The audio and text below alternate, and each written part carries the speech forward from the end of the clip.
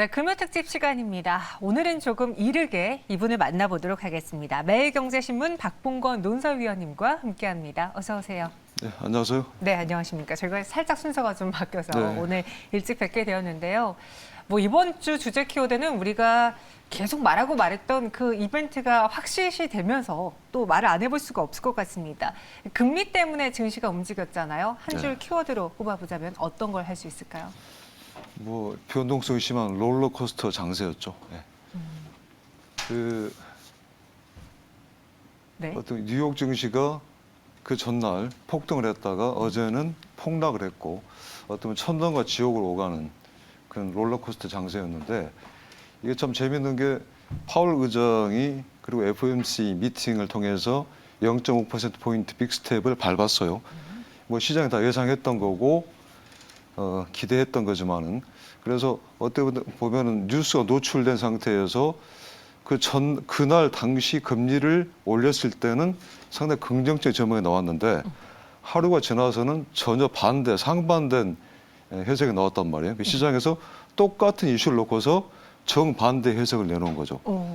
왜 이런 일이 발생했냐면은 그 0.5%포인트 올렸던 그날 시장에서는 어떻게 평가를 했냐면은 0.5%포인트 올리는 거는 당연히 예상됐던 거고 파월 의장이 어떤 이야기를 하냐에 집중을 했었는데 그 당시 파월 의장이 했던 이야기는 어차피 6월, 7월에도 금리를 올릴 건데 0.75%포인트 자이언트 스텝은 가능성이 크지가 않다.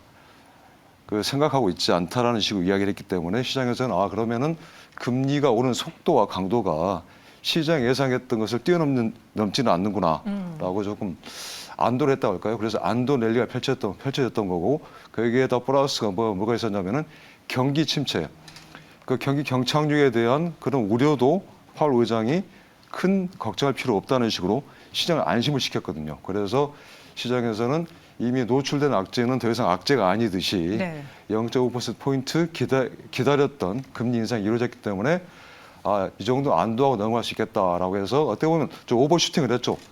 주가가 강하게 올랐는데 바로 다음 날 해석이 달라진 게 뭐냐면은 근데 0.5%포인트 빅스텝을 밟은 것만으로 지금 현재 7%, 8% 되는 40년대 최고치로 오른 물가 상승률을 잡을 수 있을 것인가.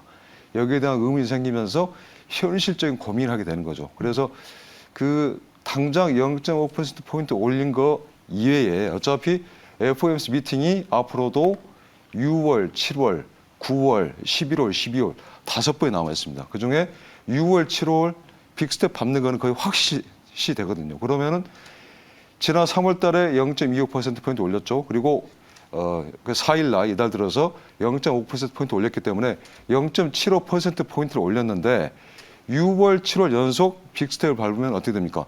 그럼 이게 4개월 새에 1.75%포인트 올리는 거잖아요. 그러면은 미 금리가 2%가 되는데 물론 2%도 역사적으로 보면 그렇게 높은 수준의 금리는 아닙니다.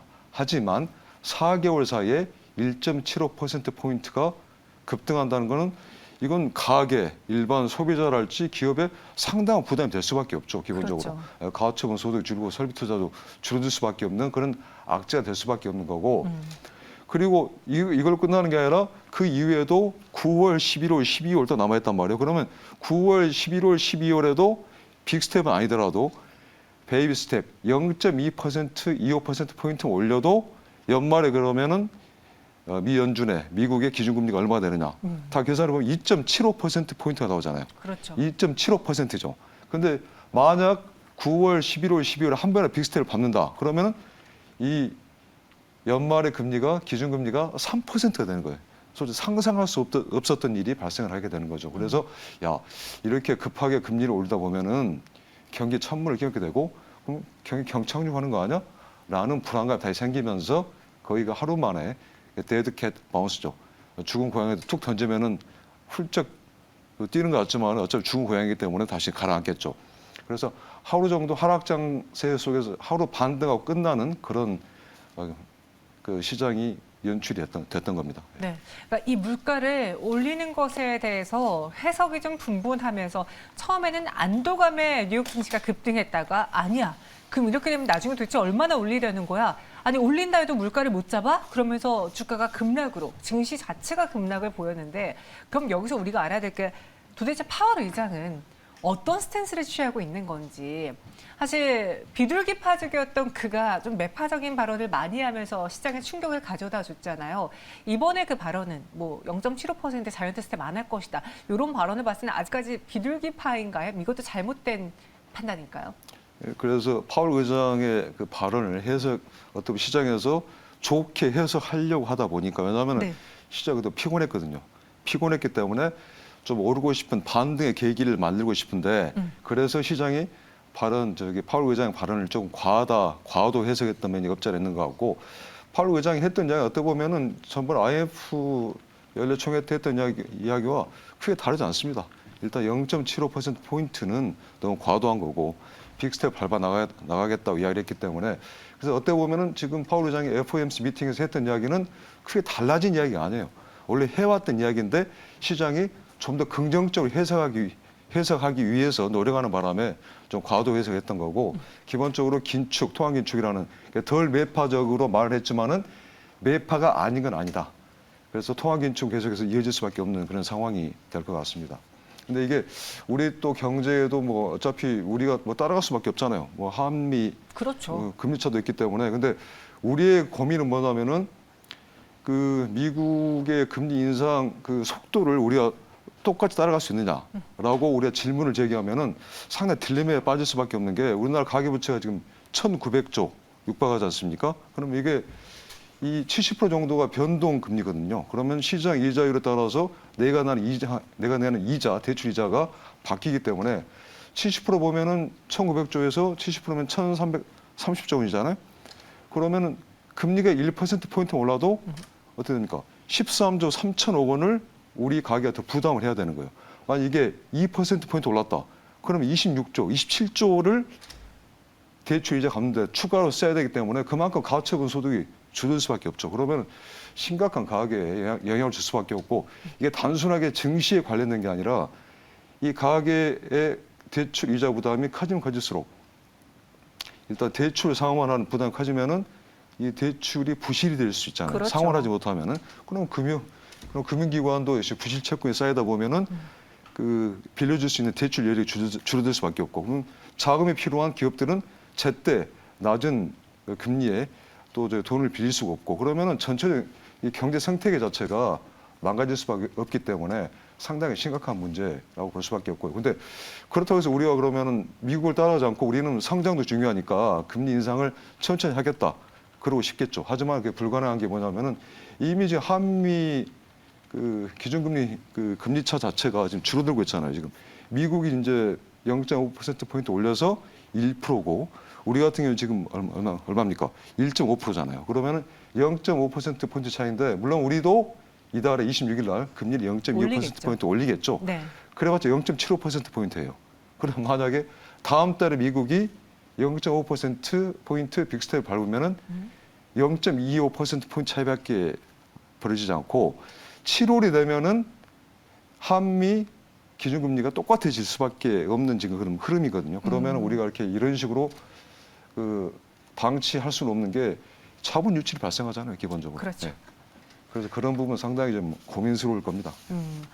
지금 저희 채팅방에 더 이상 시장이 그만 폭락했으면 좋겠습니다라는 글을 올려주셨는데 또 다른 분이 말씀해 주신 것처럼 지금 시장에서는 단순히 금리를 인상하느냐 얼마만큼 인상하느냐 이게 불안하긴 하지만 그 위에 있는 물가를 잡을 수 있느냐 경기가 성장할 수 있느냐 경기 침체가 나타나지 않을 수 있느냐 이것에 대해서 불안해하고 있거든요.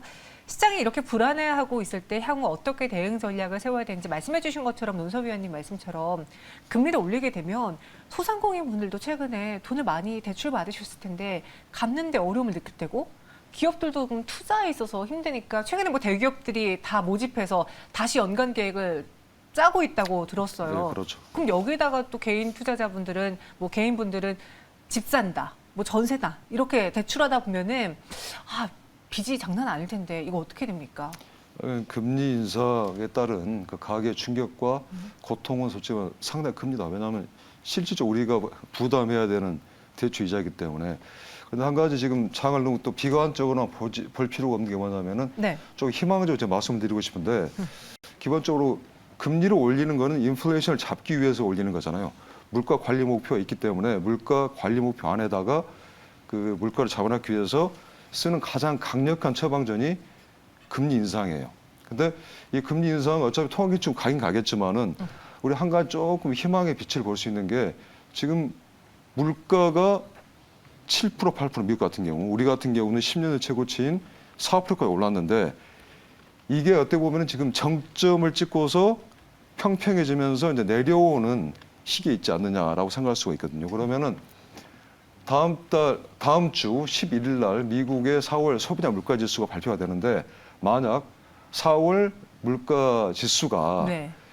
3월 달에 비해서 떨어지거나 아니면은 같은 수준 유지한다고 그러면은 시장에서 이제 물가가 오르막 올랐구나 라는 생각을 하게 된다는 거죠. 그러면 그게 하나의 시장의 변곡점이 될 수가 있습니다. 그러면 물가 상승이 높긴 높지만은 이동 수준의 정점 찍고 내려온다 그러면은 금리 인상을 엄청 서둘러서 시장 예상 이상으로 금리 인상을 가파르게 할 이유는 떨어지겠죠. 그러면 통화 긴축의 속도도 조금 줄어들 것이고, 그럼 결국 가장 시장에서 가장 걱정하는 게 뭐냐면 통화 긴축을 시장 예상을 넘어서는 수준으로 너무 과하게 해서 경기가 경착륙하지 않을까. 이게 가장 큰 고민이거든요. 근데 그런 문제는 물가가 떨어지면은 완화된다는 거죠. 그런 측면도 있고, 그럼 또 우리 환율도 지금 1270원을 찍었지만은 제가 실제로 사는 가격은 1295원, 그 1300원 거의 가까이 찍었는데 이것도 그러면 쉽게 얘기해서 이제 정점을 찍고서 내려올 수 있다는 거죠. 그러면 환율도 이제 정점 찍고 내려온다 그러면은 이제 반대로 그동안에 그 환율이 올라가기 때문에 외국인들이 주식을 환차손이 우리들에서 팔았는데 네. 이제 반대의 상황이 펼쳐질 수 있죠. 그럼 환율이 떨어진다고 생각이 되면은 이제 환차익을 노린 뭐 단기 자금일 수도 있겠지만은 외국인 자금이 들어오면은 시장의 수요 기반이 넓어지기 때문에 긍정적인 영향을 줄 수밖에 없는 거고요. 최근에 저기 보시면은 외국인 매매 동향에 물론 오늘 많이 팔았습니다만은 매매 동향 보시면은 플러스가 나는 경우도 없지 않았어요. 다시 말하면 급한 돈은 많이 나갔다는 이야기죠. 그런 측면에서 좀 긍정적으로 장을 볼 수도 있기 때문에 일단 낙폭 과대에 따른 저가 매수는 여전히 유효하고 다음 주에 만약 미국의 물가가 안정세를 보인다면은 하나의 또 강한 반등을 이룰 수 있는 변곡점이 될 수도 있을 것 같습니다. 네, 알겠습니다. 지금 뭐 물가를 잡느냐 혹은 성장을 보여주느냐 둘 중에 하나만이라도 했으면은 우리 시장이 이렇게까지 흔들리지 않을 텐데 많이 불안한 상황이죠. 다음 주에는 또 증시에 어떤 영향을 미칠 이벤트가 있는지 눈여겨봐야 될 것은 무엇이 있는지 말씀해 주실까요? 제가 말씀드린 대로 다음 주에 그 11일 날 나오는 미국의 4월 물가지수 아주 중요하고요. 이게 하나의 변곡점을 형성할 수 있기 때문에 거기에다가 우리 원화 환율 움직임도 보셔야 될 것 같고 외국인 매매 형태를 한번 주목해서 보십시오. 좀 바뀌는 움직임이 좀 있을 겁니다. 외국인 투자자들의 매매 패턴도 눈여겨보자 해주셨습니다. 네, 이번 주를 정리하고 다음 주를 미리 예측해보는 시간 논설위원님 여기서 인사드리도록 하겠습니다. 오늘 자세한 설명 고맙습니다. 네, 감사합니다.